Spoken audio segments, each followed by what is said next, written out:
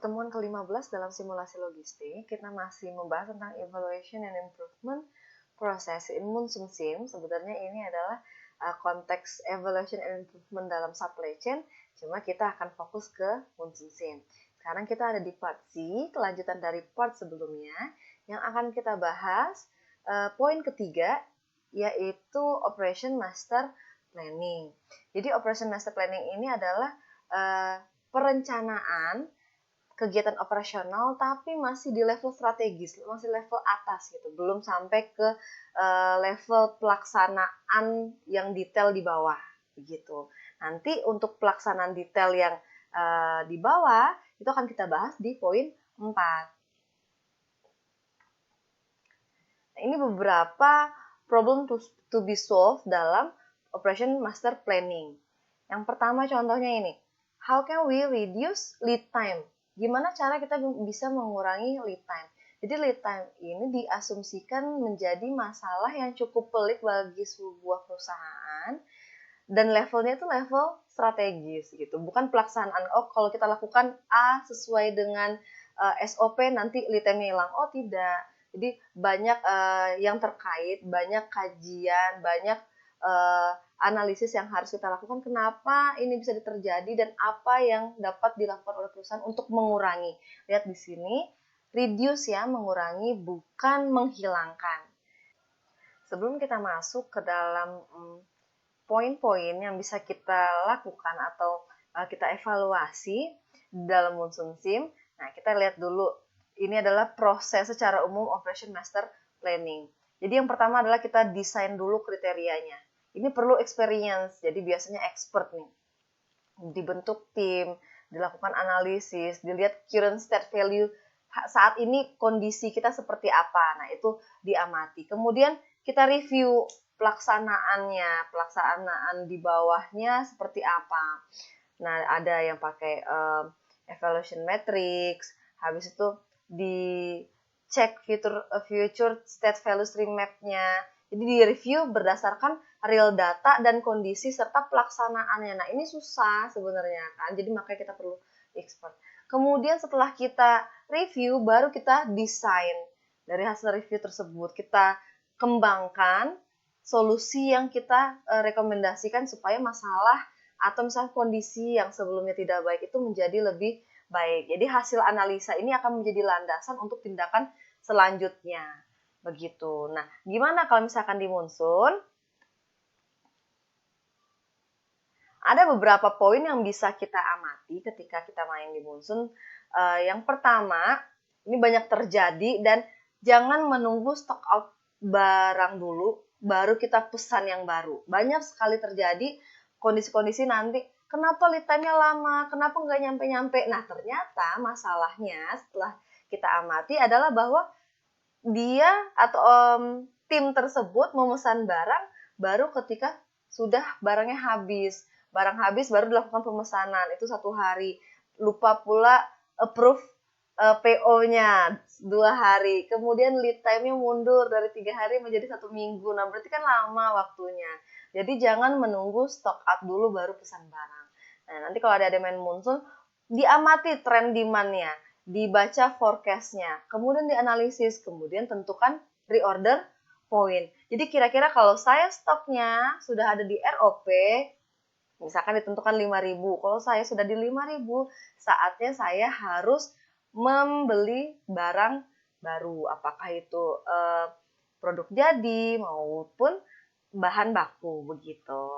Nah, reorder point ini biasanya secara umum itu kita asumsikan sebagai demand pada saat lead time ditambah safety stock. Jadi boleh dipesan sesuai ini, adik-adik menganalisa sendiri nanti kemudian dilaksanakan. Bu, nanti kalau saya sudah pesan ROP, kira-kira dia bakal tepat waktu? Ya enggak, kan sistemnya fluktuatif, kita nggak bisa tahu, tapi mencegah yang tadinya harus sampai seminggu ditunggu, kalau misalkan pesannya sudah ketika barang stock out, nah sekarang mungkin dalam 3 hari barang belum sampai habis, masih ada 100, dia sudah datang gitu. Jadi memang kondisinya harus diperhitungkan dengan matang.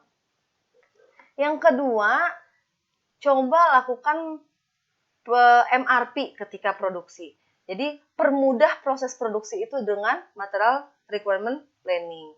Kalau model produksi, adik-adik beli bahan baku manual, ya kan? Produksinya memang otomatis, kalau kita sudah punya mesin, ada bahan baku, nah produksi akan jalan secara otomatis. Tapi kalau ada saja satu bahan baku yang habis, produksi akan stop. Nah ini banyak terjadi. Dipesan buah lengkap, box lengkap, tapi straw-nya habis. Karena straw itu kebutuhannya lebih besar daripada box dan buah. Sering habis straw-nya. Nah ketika dia habis, tidak ada pemberitahuan, produksinya akan stop itu secara otomatis. Nah, jadi akibat dari stopnya ini tidak ada stock finish good. Terus kalau kita membeli produk jadi, wah kita kan nggak produksi nih, kita beli saja produk jadi. Nanti tujuan kita untuk menurunkan modal per unitnya itu jadi tidak tercapai, ujung-ujungnya jadi mahal juga. Ya, kemudian ada biaya sia-sia untuk gaji tenaga kerja, karena kita kan menggaji terus. Kalau nggak ada bahan baku berarti kan itu kesalahan perusahaan, tidak ada bahan baku. Nah, dia tetap digaji per day-nya dalam monsoon. Yang terakhir, aset dalam hal ini adalah mesin tidak terpakai secara optimal. Kita sudah beli mahal tapi asetnya tidak tergunakan gitu. Nah, itu kalau di modul produksi. Jadi kita bantu dengan modul MRP. Kita set awal untuk menentukan perbandingan produksi sendirinya berapa persen atau belinya itu yang berapa persen gitu. Nah, ini kita set secara manual. Memang agak sulit di awal ya kalau misalkan MRP. Kemudian kita set juga penentuan vendornya. Vendor 1 kah atau vendor 2? Apakah bisa diganti-ganti, Bu? Oh, bisa. Nanti di tengah-tengah bisa diganti. Misalkan mau diselang-seling, itu bisa. Tapi awalnya itu kita set secara manual. Nanti kalau sudah kita set secara manual, mungkin agak ribet, sistem akan membantu pembelian bahan baku atau produk jadi itu sesuai dengan kebutuhan kita secara otomatis. Kalau barangnya habis, bahan bakunya habis, nanti akan langsung dipesan. Kita perlunya sekian.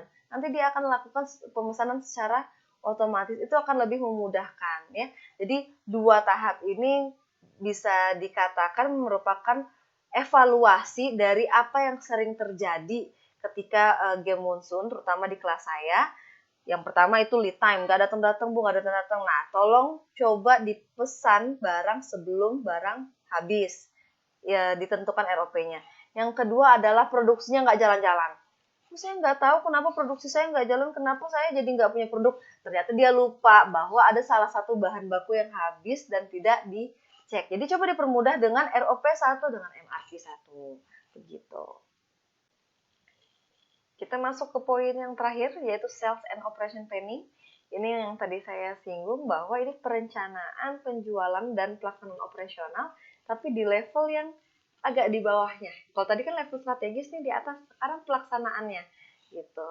Nah, ada beberapa hal yang biasanya harus kita pecahkan seperti forecast. Ini kenapa forecastnya tidak sesuai? Gimana cara supaya forecastnya sesuai? Kemudian ada juga gimana sih rencana penjualan kita supaya produk A laris, produk B juga laris gitu. Jadi levelnya memang ke langsung penjualan dan pelaksanaan operasional secara umum. Dalam perencanaan penjualan dan pelaksanaan operasional ada beberapa poin yang harus kita perhatikan. Nah, yang pertama ini adalah bahwa monsoon menyediakan dua tipe penjualan. Yang pertama adalah B2C atau business customer, dan yang kedua adalah B2B, business to business. Jadi business to customer adalah kita menjual barang langsung ke customer. Biasanya ini via retail, toko. Jadi kita jual langsung, apa keuntungannya? Mungkin kuantiti penjualannya kecil di sini, nggak terlalu besar, tapi profit, nah ini cukup besar. Profit per unitnya. Nah, dalam B2C ini ada lagi kalau kita pakai e-commerce. E-commerce ini sebenarnya bisa juga B2B kalau perusahaan lain yang beli, tapi bisa juga e-commerce ini masuk ke dalam B2C. Seperti kita belanja di Tokopedia, belanja di Shopee gitu ya. Jadi kita bisnis ke customer langsung. Nah, kalau e-commerce ini kuantitinya mungkin lebih besar daripada retail. Tapi profitnya juga tetap lumayan. Ini di tengah-tengah. Nah, ada yang namanya B2B. B2B ini kita menjual langsung dalam partai besar ke perusahaan lain. Jadi karena dia beli dalam partai besar, jadi kuantitinya banyak, biasanya dia minta harga yang cukup bersaing gitu, profitnya tidak terlalu besar. Biasanya ya, apalagi kalau misalkan deal. Jadi B2B ini biasanya ada yang deal, dia sudah tawarkan harganya berapa, ada yang bid. Kalau bid ini berarti kita bersaing dengan kompetitor. Kalau misalkan deal sudah ada USD-nya, kita tinggal mau atau enggak kita cek. Nah, kalau bid nanti ada maksimal. Maksimalnya misalkan yang boleh ditawarkan harganya adalah 25 US dollar. Nah, kita tawarlah 24,5. Kalau misalkan memang tidak ada pesaing, biasanya kita akan menang. Profit kita juga bisa tinggi begitu. Nah, poin kedua yang harus kita perhatikan terkait dengan mana yang lebih untung. Kita di toko retail itu beli produk jadi atau dikirim dari warehouse. Nah, jadi jawabannya adalah ternyata bisa dua-duanya. Kenapa bisa dua-duanya? Karena memang ada kondisinya yang lebih untung ketika warehouse mengirimkan barang ke kita. Tapi ada juga konteksnya lebih untung ketika kita membeli langsung produk jadi ke retail. Kapan contohnya? Misalkan kita mau kita contohkan keuntungan ketika kita membeli produk jadi ke retail. Misalkan kayak gini, barang stok habis. Kenapa habis? Setelah peak season. Oke. Nah, warehouse juga ternyata stoknya menurun. Kenapa? Karena ada B2B. Tuh. Sedangkan kita perlu cepat, kita perlu ada stok cepat walaupun ini sudah auto ya, sudah auto schedule. Kita perlu cepat. Kenapa? Karena ternyata 2 hari lagi akan ada peak season kembali. Nah, gimana caranya? Akhirnya kita combine perpindahan dari si warehouse ini, kurang kita rasa, kita tambah dengan pembelian langsung produk jadi. Boleh nggak? Ya boleh aja, nggak masalah. Gitu, ya. Yang penting yang harus diamati adalah biaya ketika produk sampai di retail, amati di kolom KPI, average cost. Nah, kira-kira dia naik atau turun. Kalau misalkan dia masih standar aja, insya Allah tindakan kita tidak salah atau tepat gitu. Tapi kalau misalkan naiknya langsung banyak, nah itu kemungkinan kita salah langkah. Jadi jangan dibatasi bahwa retail itu hanya boleh beli produk jadi dari supplier atau hanya boleh dikirim dari warehouse. Sebenarnya dia bisa di-combine. Strateginya harus seperti itu. Oke, lanjut ke poin 3 yang harus kita perhatikan dalam sales atau penjualan kita. Nah, jangan sampai ada keterlambatan pengiriman B2B dan e-commerce. Jadi B2B ini ketika kita dapat bid atau deal-nya, nanti akan ada informasi yang mengharuskan kita mempacking sendiri, baru kita kirim. B2B dan e-commerce seperti ini. Itu kalau B2C konteksnya adalah dia akan terjual secara otomatis. Jadi selama kita isi stok, insya Allah dia akan terus terjual gitu secara otomatis. Nah, ini yang sering lupa nih. Kita sudah menang B2B, bidnya kita menang, tapi habis itu kita tidak cek progresnya gimana. Apakah sudah kita pack, apakah sudah kita kirim. Nah, kalau telat akan ada penalti. Nah, ini yang sering terjadi. Kita tidak memperhatikan keterlambatan ini gitu. Ada positif poin ketika kita harus mempack sendiri. Kan dia ada allocate ya. Allocate, pack and ship. Pack and ship atau ship and pack? Oke, dikirimkan. Positif poinnya adalah kita bisa menentukan alokasi sumber pengiriman.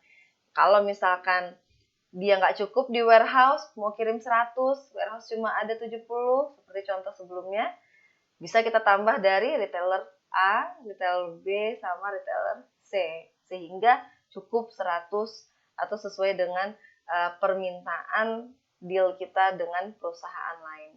Nah, itu dia enaknya. Nah, tapi harus diingat, biaya transportasinya akan dikalkulasikan sebanyak lokasi pengiriman. Negatif poinnya apa? Kalau kita tidak segera allocate pack and ship atau terjadi delay, nah akan kena penalti. Nah di sini ada lead time lagi nih. Misalkan kita kirim hari ini, day ke-50, kita kirim. Biasanya nyampe lah dalam 5 hari. Atau asumsi kita kalau ke lokasi dekat seperti itu 5 hari. Ternyata hari ke-8 belum juga sampai. Akhirnya kita kena penalti. Bisa kejadian kayak gini? Ya bisa. Nah, jadi harus diperhatikan bahwa kalau misalkan kita pesan atau melakukan transaksi B2B dan e-commerce, jangan sampai lupa untuk mengirim secara manual gitu.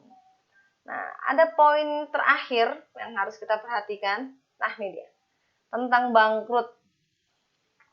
Kenapa sih bisa bangkrut?